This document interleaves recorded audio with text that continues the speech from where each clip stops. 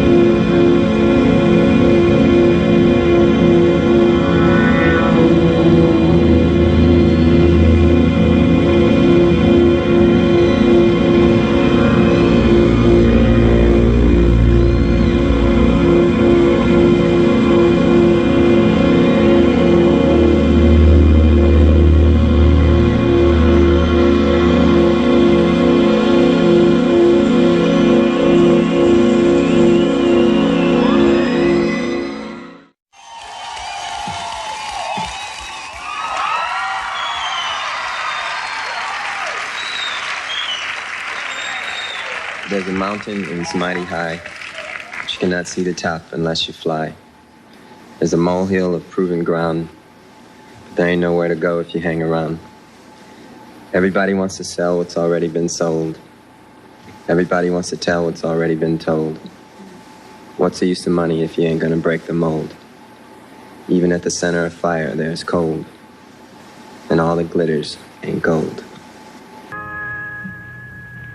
Marley was dead to begin with. There's no doubt whatever about that. The register of his burial was signed by the clergyman, the clerk, the undertaker, and the chief mourner. Scrooge signed it. And Scrooge's name was good upon change for anything he chose to put his hand to. Old Marley was as dead as a doornail. Scrooge knew he was dead? Of course he did. Scrooge and Marley were partners for I don't know how many years. Oh, but he was a tight-fisted hand at the grindstone, was Scrooge. A squeezing, wrenching, grasping, scraping, clutching, covetous old sinner. And once upon a time, of all the good days in the year, on Christmas Eve, old Scrooge sat busy in his counting house, a grim, cheerless place if ever there was one. The door of Scrooge's counting house was open, that he might keep his eye upon his clerk, Bob Cratchit, who in a cold and dismal little cell beyond worked at his ledgers. 19, 20, 21, 22. Merry gentlemen, let nothing you dismay. 23, 26, 29. Carry through. Christmas Day. 11, 13, 17, 7, carry 1. Bob Cratchit. Yes, Mr. Scrooge? Stop that infernal caterwauling. Yes, sir. 9, 15, 17, 21, carry 1. Impudence. Singing their idiotic Christmas carols at my very door. Go somewhere else and bellow your blasted carols, or I'll give you in charge. Sorry, Governor. It's almost up for Christmas time, you know. Yes, and I don't want any of your old customs. Take your fellow fools and go away. Christmas. Blah. Right, sir. Merry Christmas anyway, sir. A Merry Christmas, Uncle. A Merry Christmas, Bob. Merry Christmas, Mr. Fred. God save you, Uncle. Ah, humbug. Christmas a humbug, Uncle? Now, I'm sure you don't mean that. I mean just that. Exactly that. Merry Christmas. What right have you to be merry? What reason have you? You're poor enough. Well, what right have you to be dismal about Christmas, Uncle? You're rich enough. Ah, Now, Uncle, don't be cross. well, what else can I be when I live in such a world of fools? What's Christmas to you but a time for paying bills without money? Merry Christmas, a time for finding yourself a year older and not an hour richer. If I could work my will, every idiot who goes about with Merry Christmas on his lips would be boiled with his own pudding and buried with a stake of holly through his heart. He should. Uncle? Nephew, keep your Christmas in your own way and let me keep it in mine. Keep it, but you don't keep it, Uncle. Well, let me leave it alone then. What do you want? A Christmas gift, I've no doubt. I came to wish you a Merry Christmas, Uncle. Merry Christmas. Much good may Christmas do you. Much good it ever has done you. There are many things from which I derive good by which I have not profited materially, I dare say, Uncle. Christmas among the rest. But I have always thought of Christmas time as a good time. A kind, forgiving, charitable, pleasant time. And therefore, Uncle, though it has never put a scrap of gold or silver in my pocket, I believe it has done me good and will do me good. And I say, God bless it. God bless Christmas. Hurrah! Let me hear another sound out of you there, Bob Cratchit, and you'll keep your Christmas by losing your situation. As to you, nephew, I wonder you don't go into Parliament. You talk enough nonsense. Don't be angry, Uncle. I want nothing from you. I ask nothing of you. Why can't we be friends? Good afternoon. Well, I'm sorry you feel that way. I've tried. A Merry Christmas to you, Uncle. Good afternoon. And a Happy New Year, too. Ah, humbug.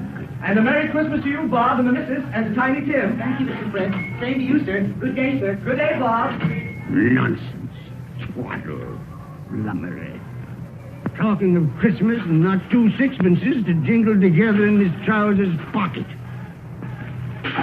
You there, Bob Cratchit. Come here. What are you doing there?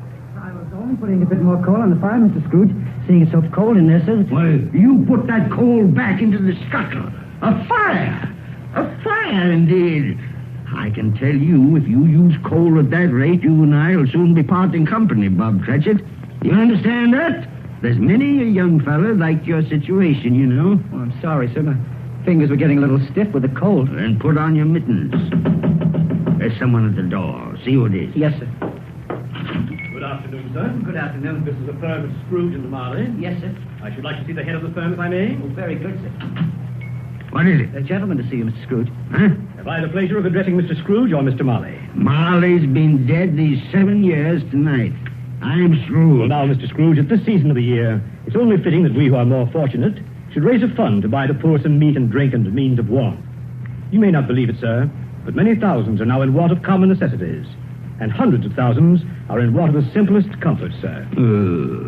Are there no prisoners? There are plenty of prisons, sir. And the workhouses? They're still in operation, I trust. I wish I could say they are not, but they are, sir. The treadmill and the poor law are in full vigor then? Both very busy, sir. Oh, well, I'm very glad to hear that. I was afraid from what you said at first that something had occurred to stop them in their useful cause. No, sir, all these institutions that you mention are flourishing. But it's nevertheless true that some additional provision for the poor and the destitute must be made. Nah. A few of us upon change are endeavoring to raise such a fund, you see. And what shall I put you down for? Nothing. Oh, I see. You wish to be anonymous, sir. I wish to be let alone.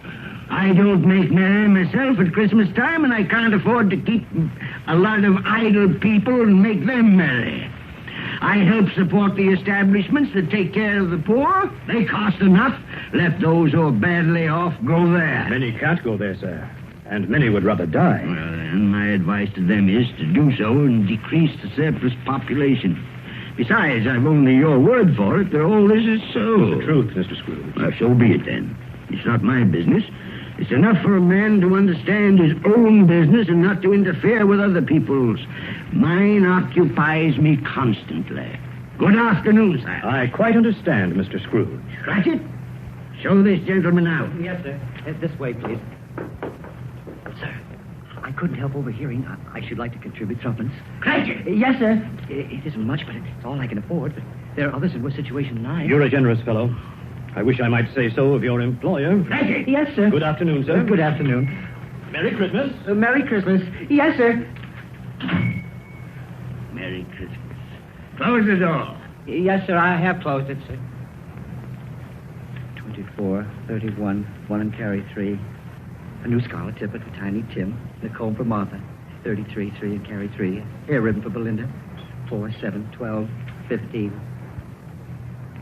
I suppose you want the entire day tomorrow. If it's quite convenient, sir. It's not convenient, and it's not fair. But I suppose I can't do anything about it. If I was to stop half a crown of your wages, you'd think yourself very ill-used, I'll be bound. Well, sir, And yet you don't think me ill-used when I pay a day's wages for no work? It's only once a year, sir. Once a year. Once a year, indeed. A fine excuse for picking a man's pocket every 25th of December. But I suppose it's no good talking. You must have the whole day. Well, see that you're here all the earlier the next morning. Do you understand? Oh, I will, sir. I will, sir, indeed. Good night, sir, and Merry Christmas. Merry Christmas.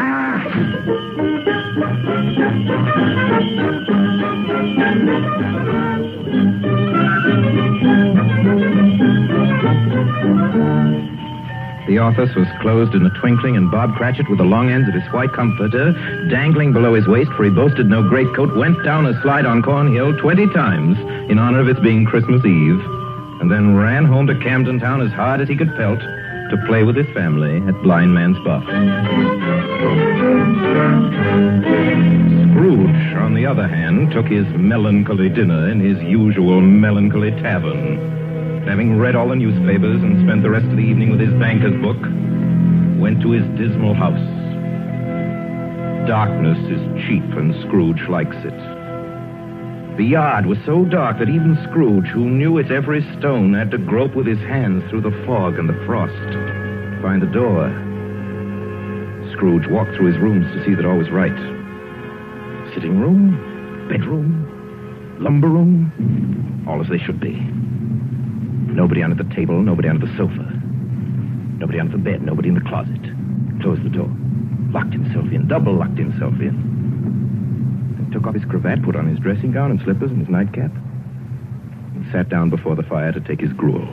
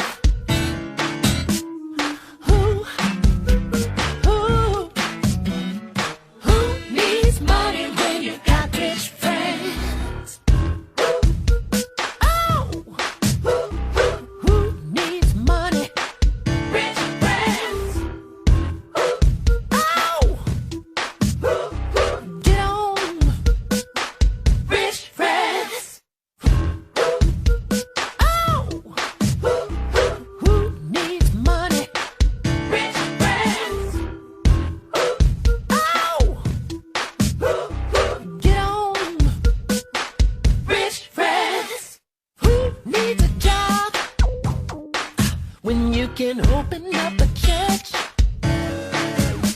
You can't buy happiness, but you can pay for the search.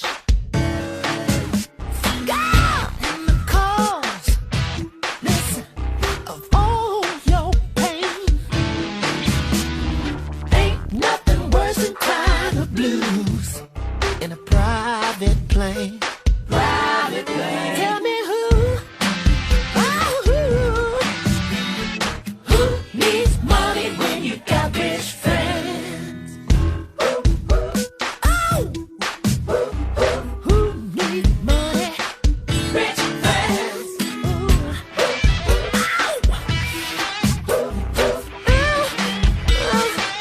Rich friends. Oh. Who needs money? Rich friends.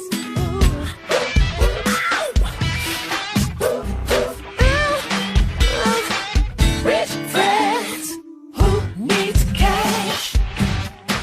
When you can get a plastic card.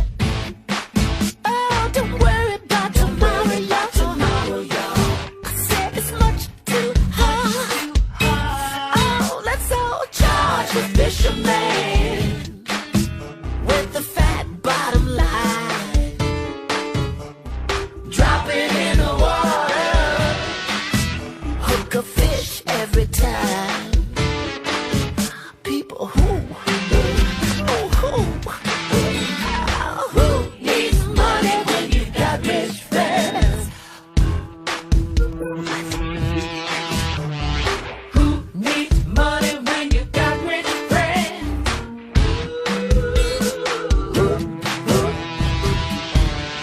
Money, rich friends, friends.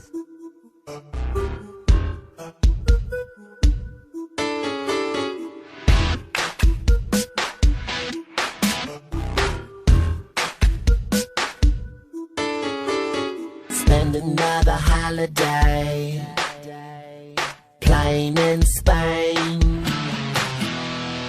Flip it on the eBay. The carpet stain. Just like the windows in the church that you bought in your name. I guess another holy man. Ooh, he died in vain. Yes, he did, yo. Who? Tell me who? Oh, who needs money when you got rich friends? Tell me, who needs money when you got rich friends?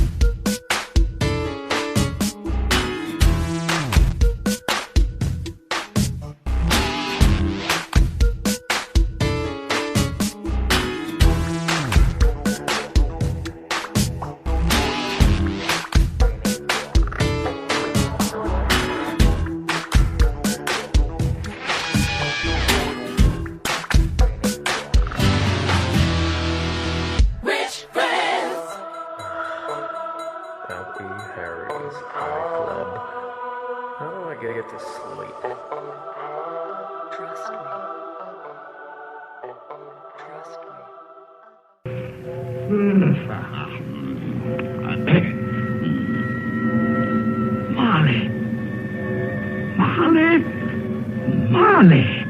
I could have sworn I saw... humbug. Marley's been dead these 7 years. Humbug. It's all humbug. What I need is a good night's...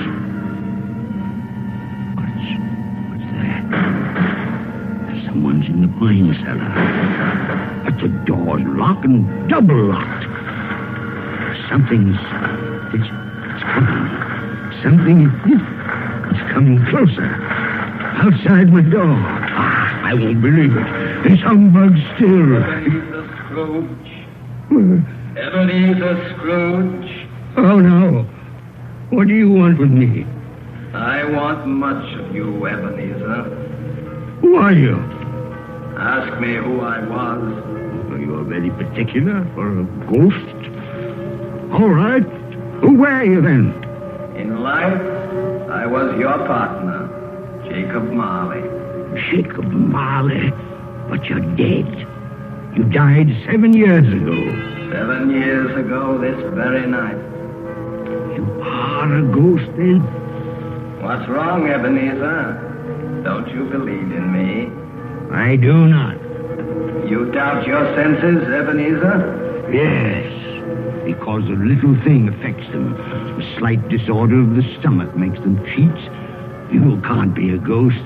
You may be an undigested bit of beef, a blot of mustard, a crumb of cheese, a fragment of an underdone potato. There may be more gravy than grave about you, whatever you are. Humbug, I tell you. Humbug. Excuse me, Jacob. Excuse me. I do believe in you. You are a ghost, Jacob. Thank you. But what? Why do you walk the earth, Jacob? Why do you come to me? It is required of every man that the spirit within him should walk abroad among his fellow men and travel far and wide to witness what it cannot share but might have shared on earth and turn to happiness.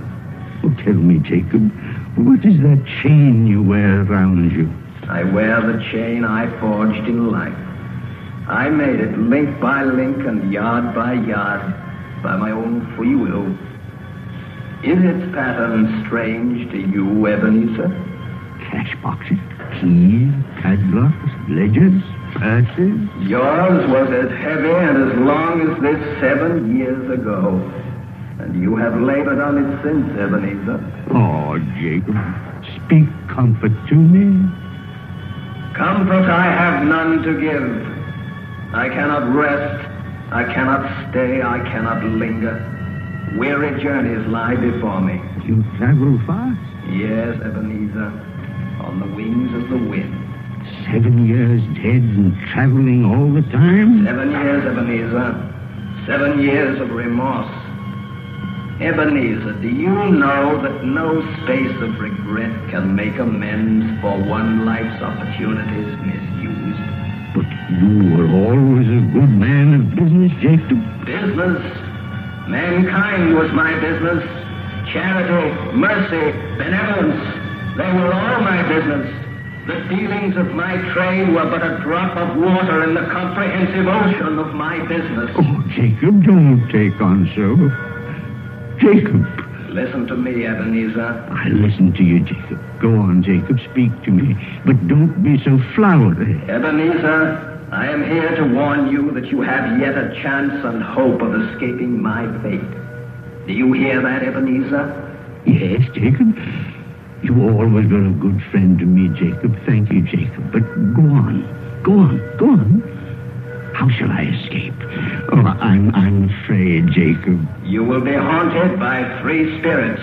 Is that the only chance and hope, Jacob? It is your only chance and hope. Then I think I'd rather not. Without their visit, you cannot hope to shun the path I tread. Expect the first tomorrow, when the bell tolls 1.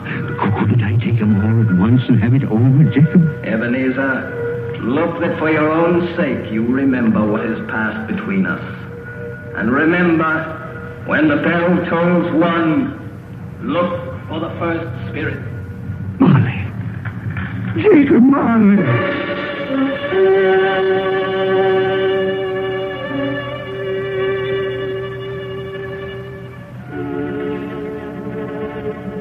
Scrooge awoke. He was lying on his bed fully dressed. Suddenly the curtains of his bed were drawn aside. Scrooge found himself face to face with the unearthly visitor who drew them. As close to it as I am now to you. And I am standing in the spirit at your elbow. It was a strange figure, like a child. Yet not so like a child as like an old man. Ebenezer Scrooge. Who is that? Ebenezer Scrooge, I have come for you. You are the spirit, sir, whose coming was foretold me? I am that spirit. What are you? I am the ghost of Christmas past. Long past? No, your past. But, what do you want of me? What brings you here to haunt me? Your welfare, Ebenezer Scrooge. Rise and walk with me. Oh, no, not out of the window. I can't do that. I'll fall down. I'm not a spirit. I'm mortal. I'll fall. Bear but a touch of my hand upon your heart, and you shall be upheld in more than this. Come, follow me.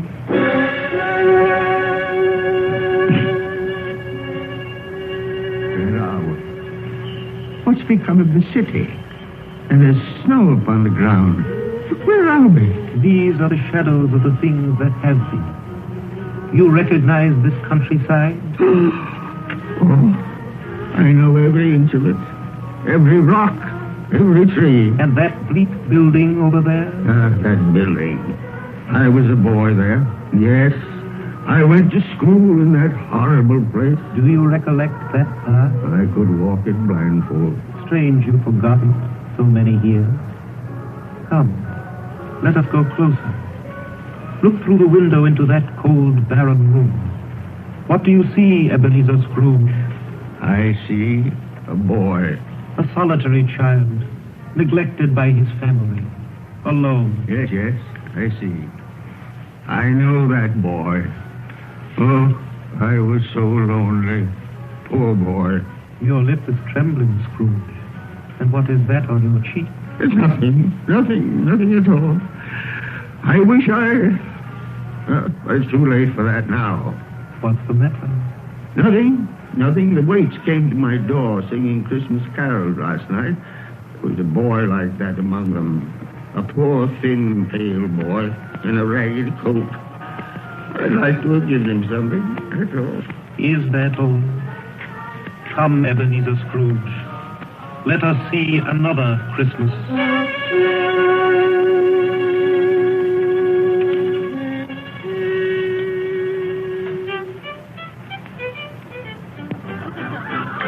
Do you know this place, Ebenezer Scrooge?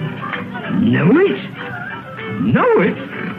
Why, this is the counting house where I was apprenticed. Listen. Choose your partners.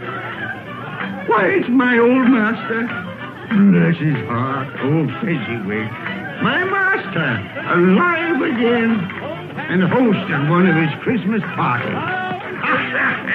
Listen to him. Red Benito, and back to your places. And there's Dick Wilkins. Poor Dick. Dear, yes. And look, there's Mrs. Fezziwig herself, looking younger than any of them. And the tables all loaded with roast and cider and mince pie and beer. Oh, what a jolly time we used to have. That carefree young man with the light heart and the gay smile. Do you recognize him? Yes. Merciful heaven. How happy I was then. A small matter for old Fezziwig to make those silly folks so full of joy. Small matter? Small indeed. Isn't it? He has spent only a few pounds of your mortal money. Is that so much that he deserves praise? It's not that. It's not that, Spirit. Old Fezziwig has the power to make us happy or unhappy, to make our service light or heavy, His power lies in words and looks, in things so tiny it's impossible to count them up. The happiness he gives is quite as great as if it cost her... What is the matter? Nothing. Nothing at all, Spirit. Something, I think. No. Only, it's just that I should like to be able to say a word or two to my clerk, Bob Cratchit, just now, that's all.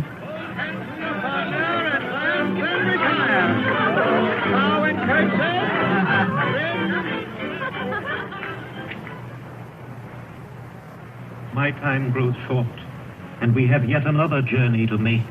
Where now? Come.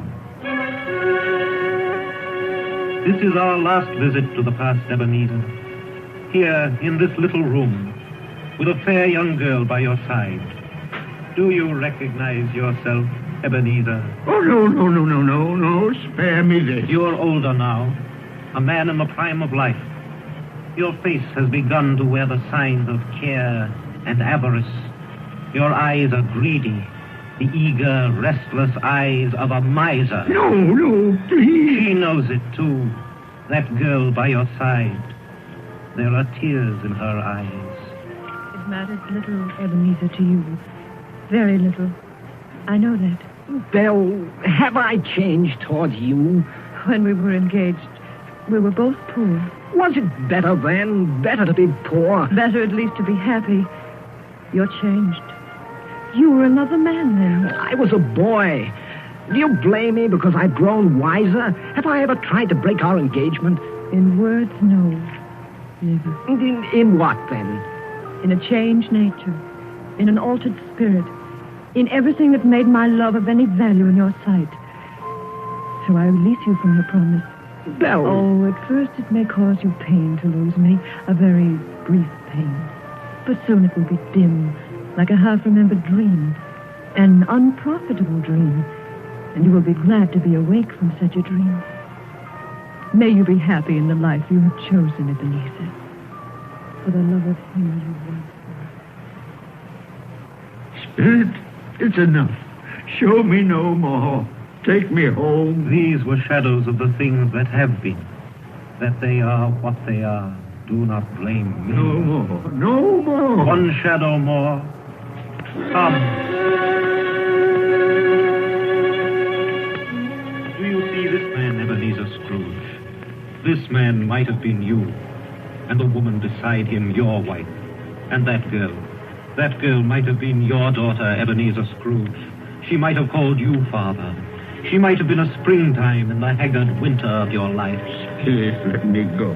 Show me no more. Listen now, while they speak, Ebenezer. Well, I saw an old friend of yours today. Who was it? Yes. How can I? Oh, I know. Mr. Scrooge. Mr. Scrooge it was. I passed his office window. It wasn't shuttered, and there was a candle inside, so I couldn't help seeing him. His partner, Marley, lies at the point of death, I hear. And there Scrooge sat all alone. Quite alone in the world, I do believe. Spirit, I can bear no more. Leave me. Hold me no more. Take me back. Take me back.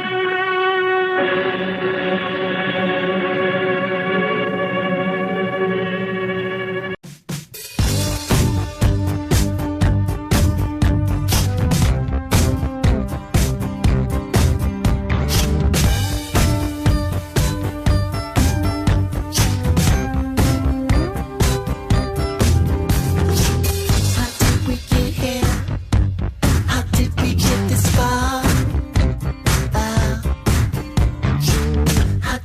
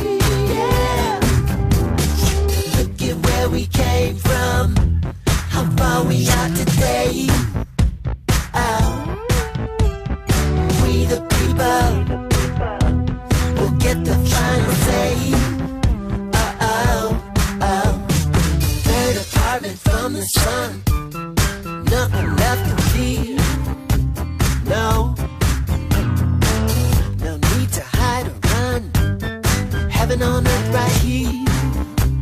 That's why you got to free yourself and save a place for me. Oh yeah. Life is what you make it. To be the best that you can be. Oh yeah. Now's the time. Take your place in history. Oh yeah. Yours and mine. The happy and the free. Love yourself so we can love you too. We need your help. There's so much work to do. Love yourself so we can love you too. We need your help.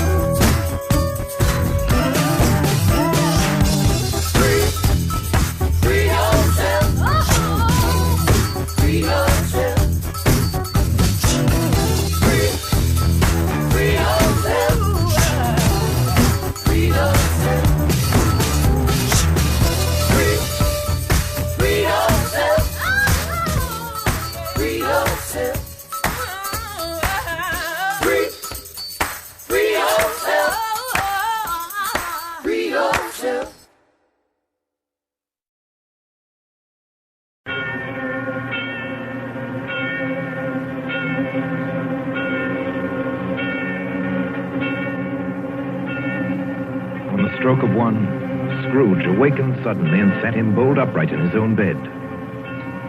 He remembered the words of Marley's ghost and wondered from which direction the second specter would appear. At that moment, nothing between a baby and a rhinoceros would have astonished him very much. Now being prepared for almost anything, he was not by any means prepared for nothing. And consequently, when no shape appeared, he was taken with a violent fit of trembling. 5 minutes, 10 minutes, quarter of an hour went by, yet nothing came. Then, as he sat in his bed, he became aware gradually of a great blaze of ruddy light that seemed to shine upon him from the adjoining room.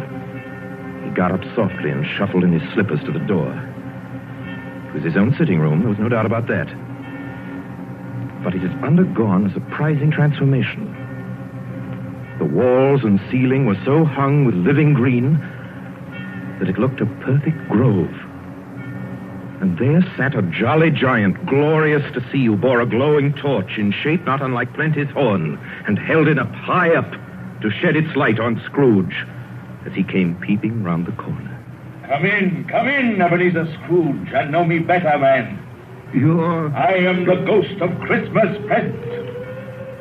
Spirit, take me where you will.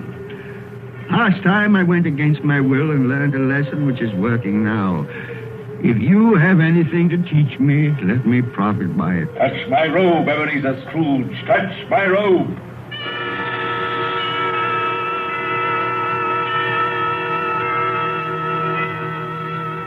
Where have you brought me, Spirit? To an humble dwelling in an humble street. It's miserable enough. Yet there is happiness there. Who are these people? Who's that woman? And the children? These are the family of your clerk, Bob Cratchit. See his wife, dressed in a twice-turned gown, but brave in ribbons, laying the table for their Christmas dinner. And there, assisting her, is her daughter, Belinda. And the young man with a fork in the stuffing, that's Master Peter Cratchit. And the two little Cratchits. Listen, Scrooge, and watch. Here's Martha, Mother. Quiet. Now sit you down before the fire, Martha, and have a warm, Lord bless you. Where's Father? He's been to church with Tiny Tim. They'll be along directly. How is Tiny Tim, Mother? Any better at all? Sometimes I think he is.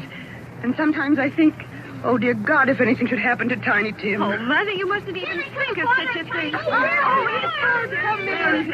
Everybody. Martha, welcome, my dear. Oh, Merry Christmas, Father. And Tim. Merry Christmas, Martha. Oh, Tim, you darling. Oh, Father, I'm so glad to be home. And we're glad to have you, Martha. And how did little Tim behave in church, Bob? As good as gold and better. I like church, Mother. Oh, they sang the nicest songs. I hope people saw me there. Saw you there? And why, Tim? Well, don't you see? Because I'm lame. And if they saw my crutch, it might be pleasant for them to remember on Christmas who it was made lame beggars walk and blind men see. Bless you, my son. Are we ready to eat, Father? Oh, come on, children, we're all ready. Come, take your places and wait your turn. There's plenty of stuffing and dressing and plum pudding for all of you. Martha, take care of Tiny Tim and see that he eats plenty. Yes, he must Mother. get strong and well. Now sit down, everyone. Yes, come on, Tiny Tim. And now, my dears. I see a vacant seat in the poor chimney corner, and the crutch without an owner, carefully preserved. No, kind spirit. Say he'll be spared. Say he'll live. If these shadows remain unaltered by the future, Ebenezer, the child will die. And to praise thy name. Amen. Amen. And now, my dears, with such a dinner, a toast. A Merry Christmas to us all, and God bless us. God bless us, everyone. And now to Mr. Scrooge. I'll give you a toast to Mr. Scrooge, the founder of the feast. Oh, the founder of the feast, indeed, who pays you all 15 shillings a week. I wish I had him here. I'd give him a piece of my mind to feast on, and I hope he'd have good appetite for my it. dear, the children, Christmas Day. It should be Christmas Day, I'm sure, on which one drinks the health of such an odious, stingy, unfeeling man as Mr. Scrooge.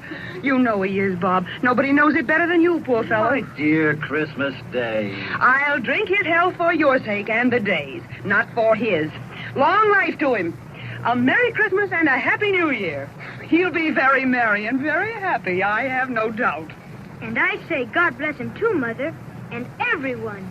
Yes, Mr. Scrooge. Very well.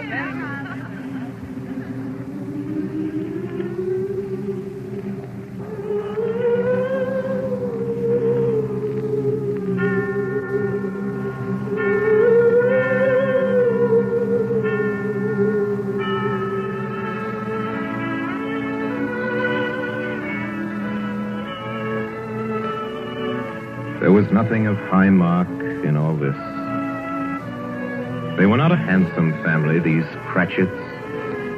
They were not well-dressed. Their shoes were far from being waterproof. Their clothes were scanty and had known, very likely, the insides of a pawnbroker's. But they were happy, grateful, pleased with one another and contented with time. And when at last they faded, Scrooge had his eye upon them, and especially on Tiny Tim until the last. Many calls Scrooge made that night with a ghost of Christmas present. Down among the miners they went who labor in the bowels of the earth, and out to sea among the sailors at their watch, dark, ghostly figures in their several stations. Much they saw and far they went, and many places they visited, but always with a happy end. The spirits stood beside sick beds, and they were cheerful. On foreign lands, and they were close at home. By poverty, and it was rich. In almshouse, hospital, and jail, where vain man in his little brief authority had not made fast the door and barred the spirit out, the spirit left his blessing. A long night. It was only a night. And it was strange, too, that while Scrooge remained unaltered in his outward form, the ghost grew older. Clearly older. My life upon this globe is very brief, Ebenezer. It ends tonight. Tonight? Tonight at midnight. Ah, the hour has come. Oh, not yet. Not yet. No, there are still more things I wish to learn. These you will learn from still another spirit. Still another spirit, Ebenezer. Scrooge looked about him for the ghost that had vanished. But he found himself once more in his bed, in his dressing gown and his nightcap. He'd heard the clock strike. And then you remembered the prediction of old Jacob Marley, and lifting up his eyes, beheld the third spirit. A solemn phantom, shrouded in black, draped and hooded, coming towards him slowly and silently, like a mist along the ground.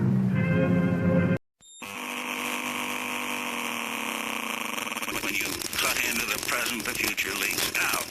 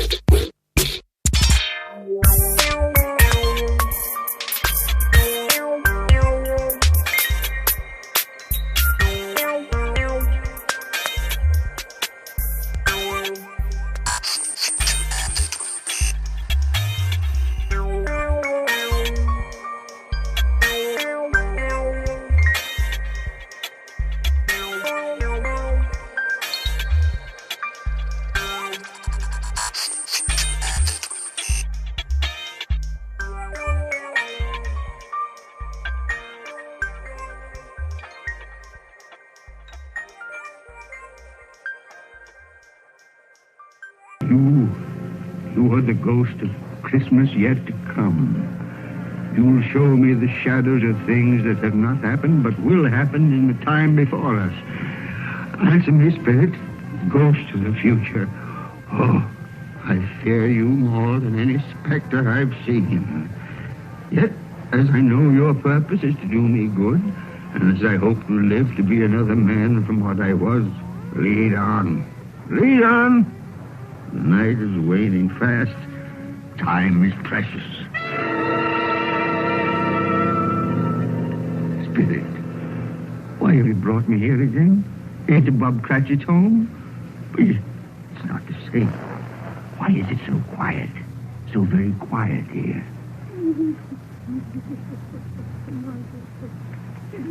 Mother, please. Oh, my son. My little son. Tell it, Tim. I loved him so. Mother, dear, you mustn't. It's almost time for Father to be home. Don't let him see you crying. Yes.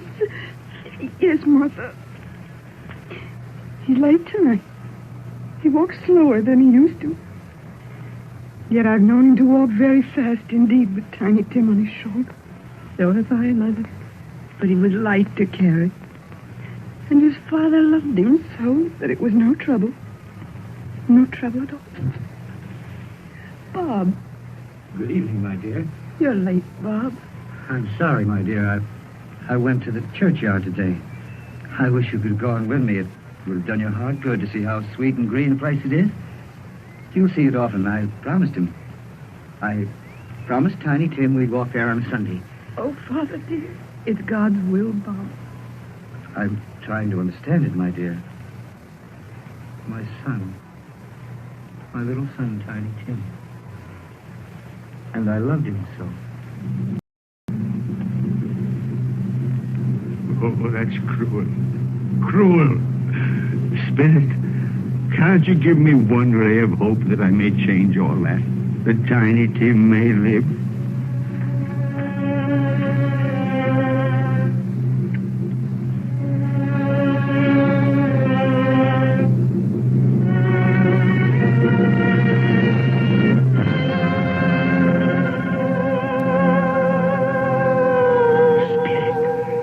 Where are we now? Oh, merciful heaven. Churchyard, overrun by grass and weeds, choked with too much burying. Desolate, a lonely, crumbling gravestone. Spirit, now before I draw nearer to that gravestone, answer me one question. Are these the shadows of things that will be, or are they the shadows of things that may be only? Will you not speak to me, Spirit? What is that grave to which you point? Now I see. There's writing on that stone. The name on the gravestone is Ebenezer Scrooge. Ebenezer Scrooge. Oh, Spirit. No. Spirit, hear me. I'm not the man I was. Why show me this if I'm past all hope? Tell me that I may change these dreadful shadows that have come, that you've shown me by an altered life. I'll honor Christmas in my heart, and I'll try and keep it all the year. I'll live in the past, the present, and the future. I will not shut out the lessons that they teach. Tell me, do, Spirit. Please tell me that I can sponge away the writing on that stone, Spirit. I beg of you, Spirit. Spirit.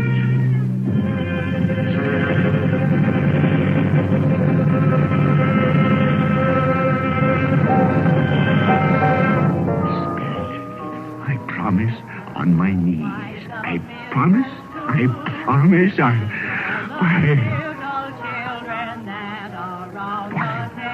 What's this?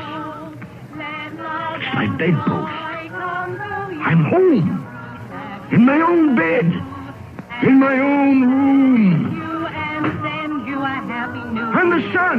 The sunshine. It's clear. It's bright.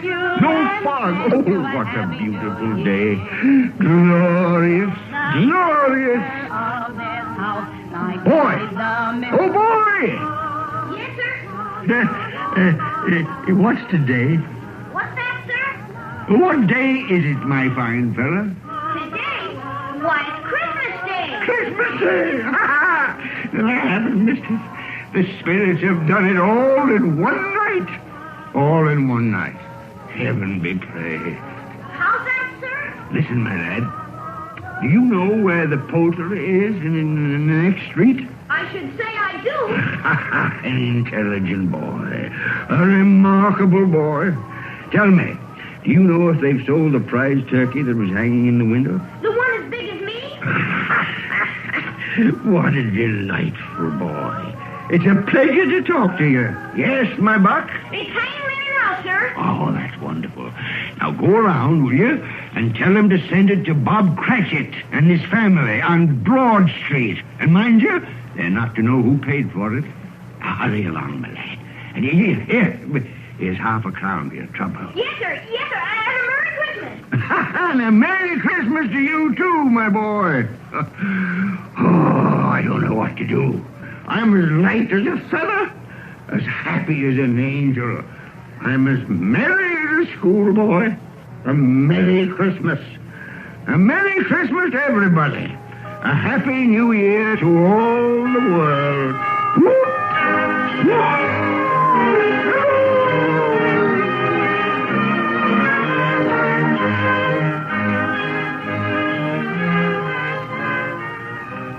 Next morning, Scrooge was early at his office. He went early for a reason.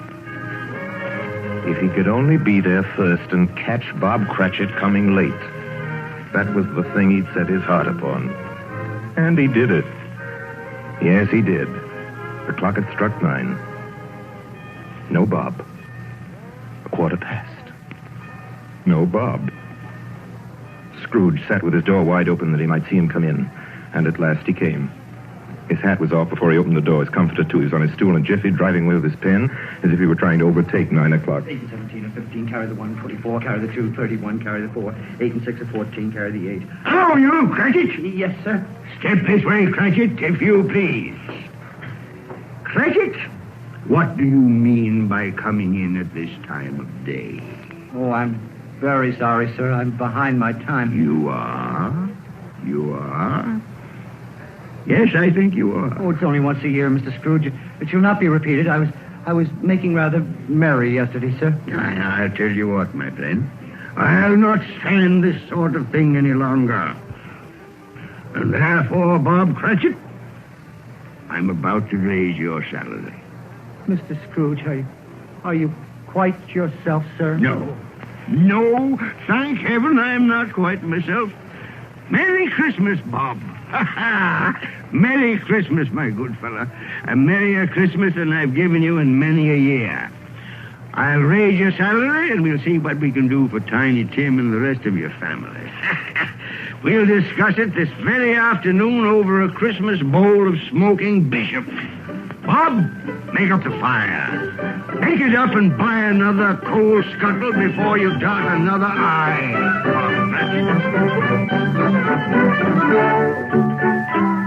Scrooge was better than his word. He did it all, and infinitely more. To Tiny Tim, who did not die, he was a second father. He became as good a friend, as good a master, and as good a man as the good old city knew, or any other good old city, town, or borough in the good old world. Some people laughed to see the alteration in him, but he let them laugh, and little heeded them. His own heart laughed, and that was quite enough for him. He had no further intercourse with spirits, but lived upon the total abstinence principle ever afterwards, and it was always said of him that he knew how to keep Christmas well, if any man alive possessed the knowledge. May that be truly said of us, all of us. And so, as Tiny Tim observed, God bless us, everyone. 1, 2, 3.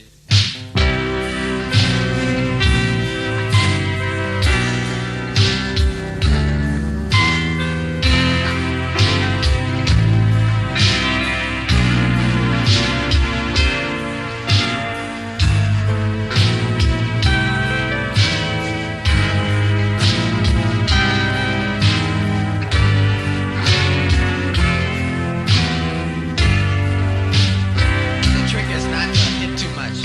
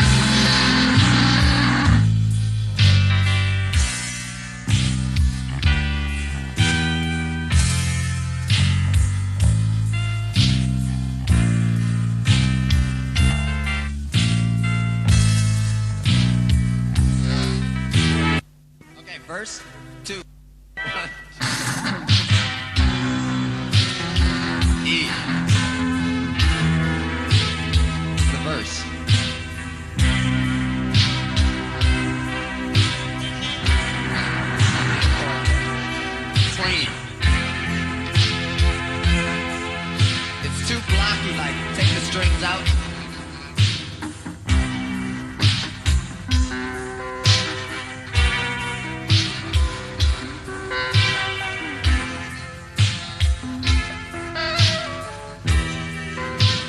It needs pretty stuff like that. Finger picking.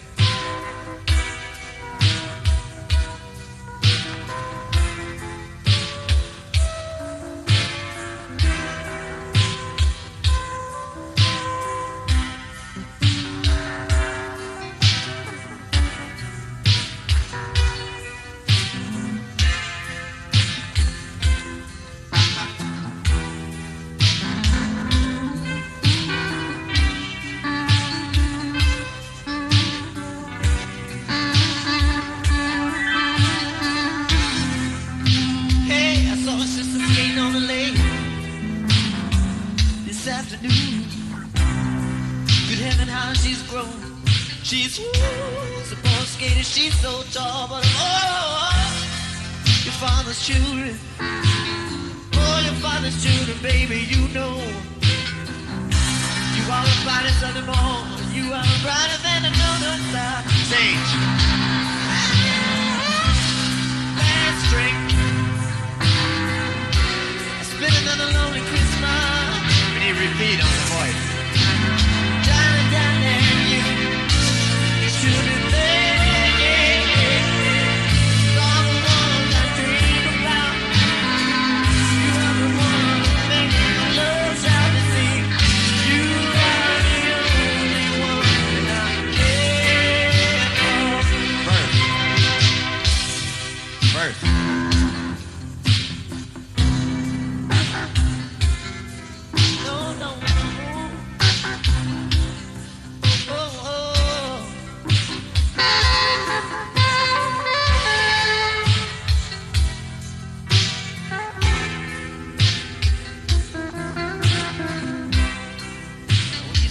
So loud, 'cause you hated it number 9. Hey, saw your sister skating on the lake this afternoon. We're having our she's grown. She's grown. She's all. Your father's children. All your father's children, baby, you know. You are the finest of them all. You are brighter than the northern star. Sing. Last night, yeah.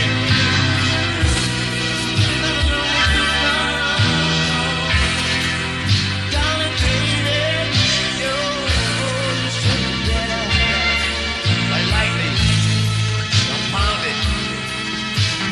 I can hear you.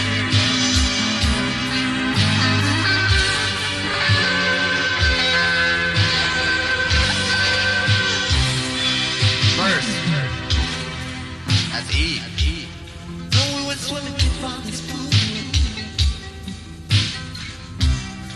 Boy, it wasn't except that night. But boy, was it ever cool. Remember the time we played money? You got me blind. Used to scream so loud, you hated a number 9.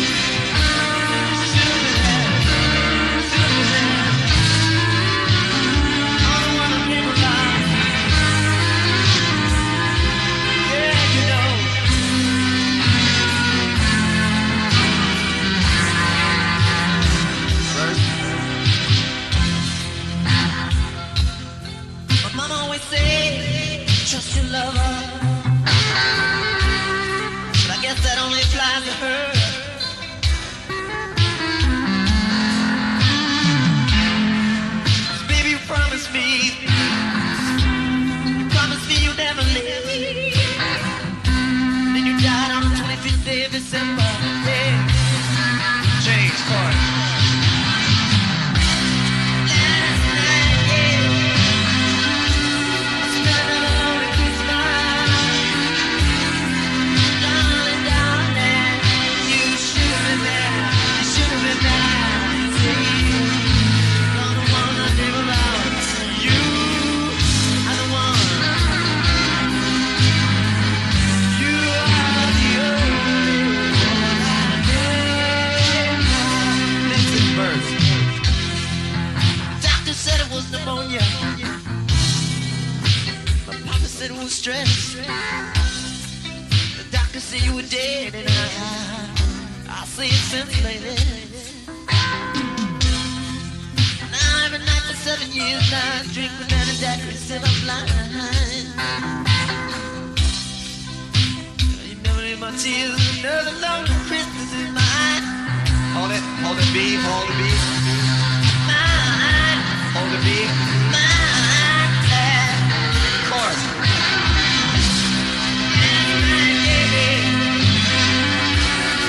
Another lonely Christmas. Darling, darling, you should be there. You're the one I dream about. You are the one that makes my love sound. You are the only one I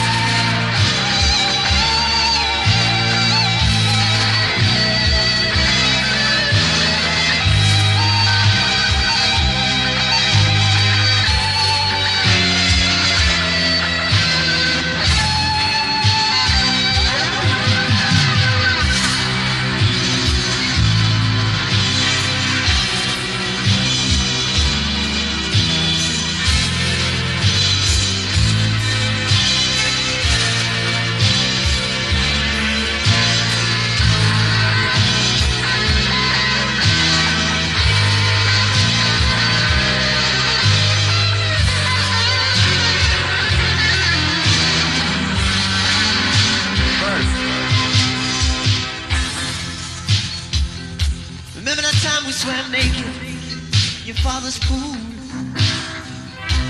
Boy, he was upset that night. Boy, was that ever cool.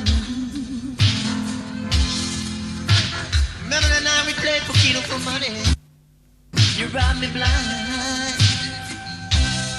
I used to scream so loud, cause you hated that number 9. Hey, I saw your sister skating on the lake this afternoon.